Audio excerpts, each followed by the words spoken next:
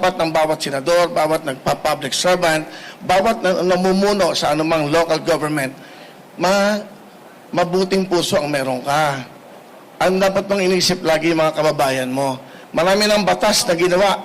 Marami ng mga presidenteng dumaan, marami ng senador na dumaan. Pero yung buhay natin mga kababayang mahirap, nababago ba? I think, yun ang pinaka-importante. Poverty, yun ang pinakamalaking problema natin. Yung mga batang nangangarap na mag-aral, pag wala ng pera, hindi na natutupad ang pangarap. Yung mga nanay at lola natin na may mga sakit. Alam mo, for 21 years na ako'y nasa daily show, laging ang bulong sa akin ng nanay, lola, lahat. Yung bili ng gamot, Willie. Yung asawa ko may sakit, Willie, pang-matrikula ng anak.